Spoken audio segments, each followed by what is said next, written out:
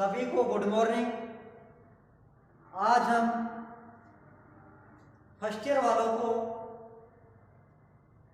पशु प्रबंधन सब्जेक्ट पढ़ाएंगे। बाकी आपको इंट्रोडक्शन के माध्यम से सभी सब्जेक्टों के बारे में पहले बता दिया गया है। तो हम पढ़ाएंगे आपको एलपीएम, जिसको कहते हैं पशुपालन प्रबंधन।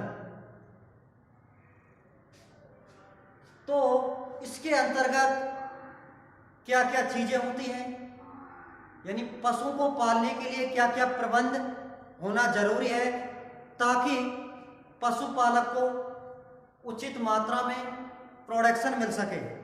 तो उसके लिए क्या क्या करना चाहिए, तो उनके बारे में हम आज अध्ययन करेंगे।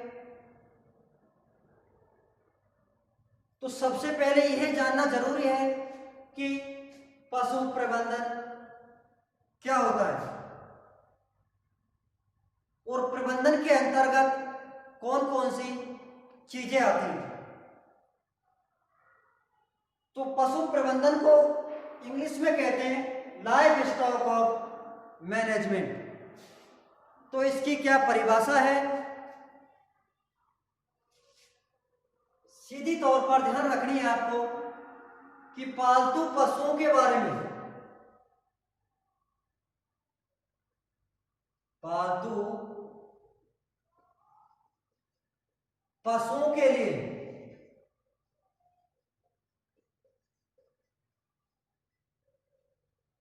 प्रबंधन के बारे में, पालतू पशुओं के प्रबंध के बारे में, प्रबंध के बारे में विस्तार पूर्वक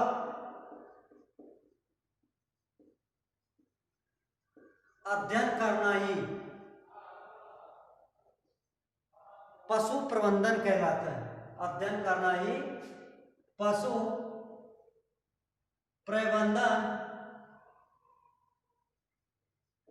कहलाता है। जैसे पशुओं का आवास, पशुओं का आवास, खान पान,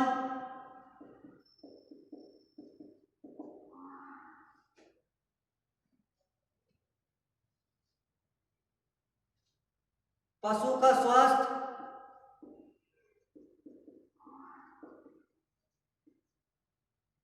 आदि।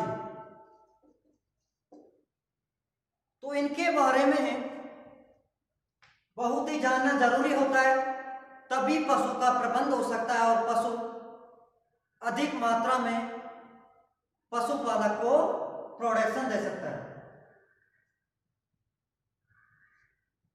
तो इसके अंतर्गत अगला टॉपिक आता है कि पशु प्रबंधन क्या है। पशु के या पशुओं को लिए प्रबंध के आयाम। तो दूसरा पॉइंट है आपका कि पशुओं के लिए प्रबंध के आयाम। तो इनके निम्न आयाम हैं, निम्न आयाम हैं या तथ्य हैं, जिसमें सबसे पहले है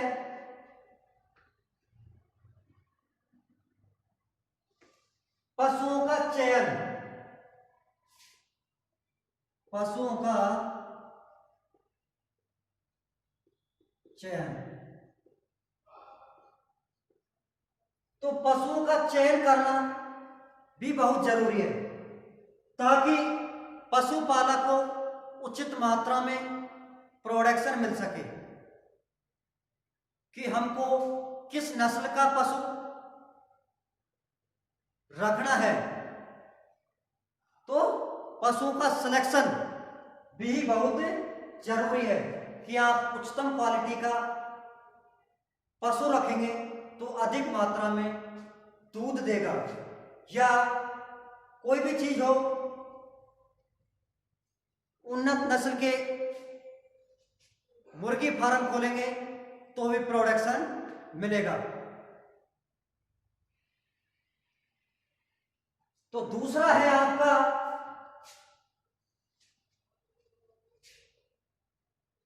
पशुओं का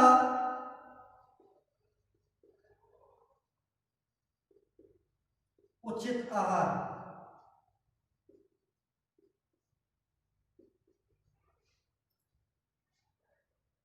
तो पशुओं को प्रबंधन के लिए या प्रोडक्शन के लिए उचित आहार की भी व्यवस्था होनी चाहिए कि पशु को नियमित रूप से प्रोडक्शन के लिए उचित मात्रा में आहार या संतुलित आहार देना बहुत ही जरूरी है। जैसे हरा चारा, उत्तम क्वालिटी का दाना, खल, कैस्टर ऑयल, शर्करा आदि। तो पशु को सारी चीज संतुलित आहार के रूप में मिलेगी तो पशु अधिक मात्रा में दूध देगा। या कोई जानवरों को आप या पशुओं को मांस उत्पादन के लिए पाल रहे हैं तो उनको अच्छी क्वालिटी में दाना मिलेगा तो उनकी ग्रोथ पावर बढ़ेगी और पशुपालक को प्रोडक्शन मिलेगा, उचित प्रोडक्शन मिलेगा।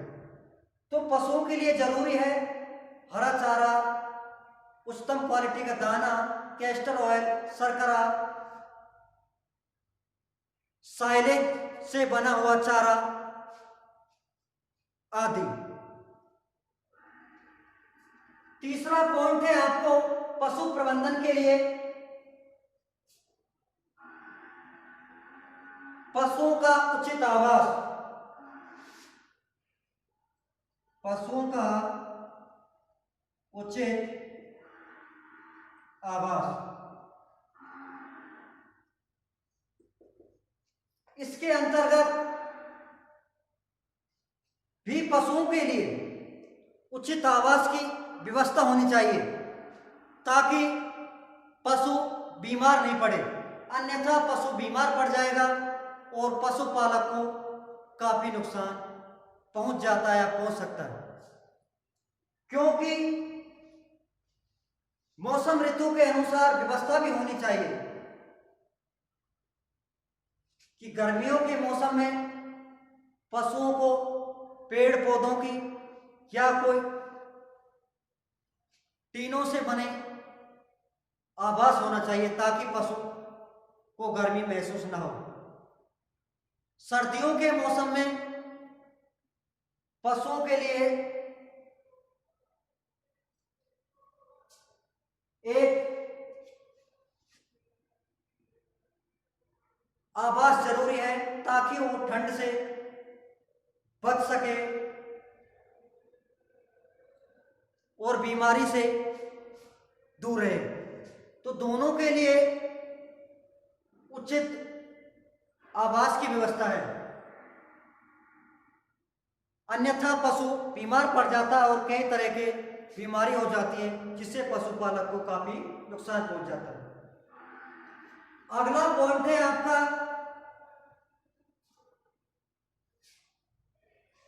पशु का स्वास्थ्य। पशु का स्वास्थ्य,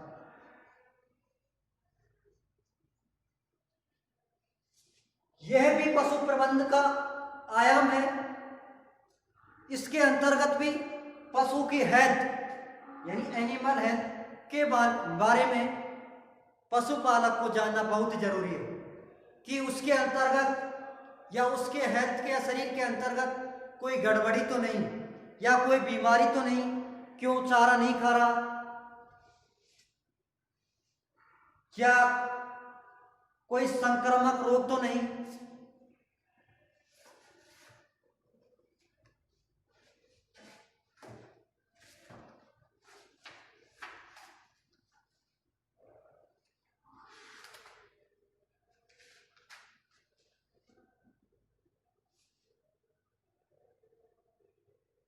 या पशु बीमार है तो नजदीकी कंपाउंडर या डॉक्टर से संपर्क करना चाहिए।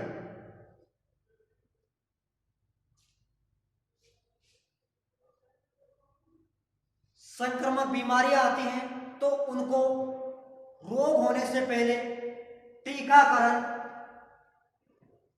कराना बहुत ही जरूरी है, अन्यथा पशु को संक्रामक रोग हो जाते हैं और पशु बीमार पड़ जाता है और पशुपालक को काफी हानि पहुंच जाती है।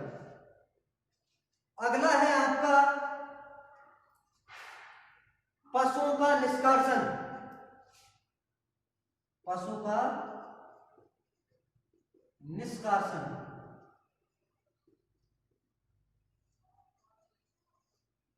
इसके अंतर्गत क्या होता है, बड़े बड़े डेयरी फार्म होते हैं तो वहां पर या गांव में निम्नतम क्वालिटी के पशु को भी पाल लेते हैं और उनको अच्छी मात्रा में आहार की पूर्ति की जाती है, लेकिन वो फिर भी प्रोडक्शन पशुपालक को नहीं दे पाते। वो इसलिए या तो कोई नस्ल पर निर्भर या कोई संक्रामक बीमारी या कोई अन्य चीज, तो पशु को उचित आहार की व्यवस्था कराते हुए प्रोडक्शन नहीं दे पाता। तो इसलिए उनको सुधारने के लिए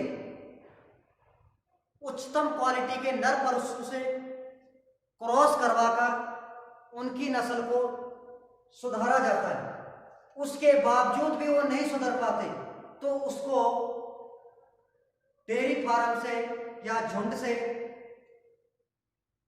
अलग कर देना या बेच देना पशु का निष्कासन कहलाता है। तो इसके बारे में आराम से लिख सकते हैं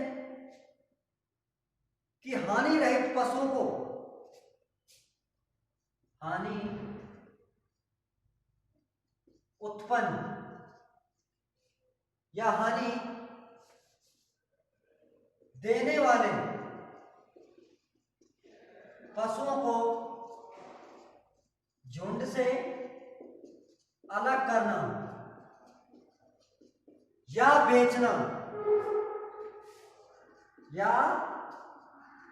बेचना निष्कासन कहलाता है। निष्कासन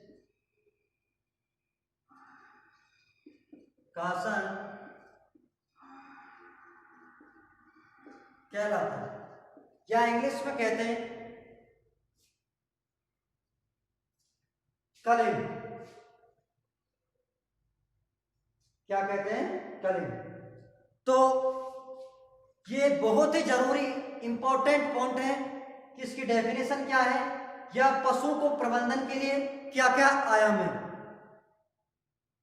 तो आज के लिए इतना ही काफी है। अगली क्लास में पढ़ाएंगे आपको कि पशु प्रबंधन के लिए प्रतिदिन किए जाने वाले कार्य, तो कि पशु को प्रतिदिन क्या क्या कार्य करने चाहिए, कि पशु को नहलाना चाहिए और पशु को नियमित रूप से पानी पिलाना चाहिए, खुरारा करना चाहिए, पशु को मालिश करनी चाहिए। ये प्रतिदिन पशु के कार्य हैं। तो इस टॉपिक के बारे में नेक्स्ट डे चर्चा करेंगे। आज के लिए इतना ही काफी। Good morning, thank you.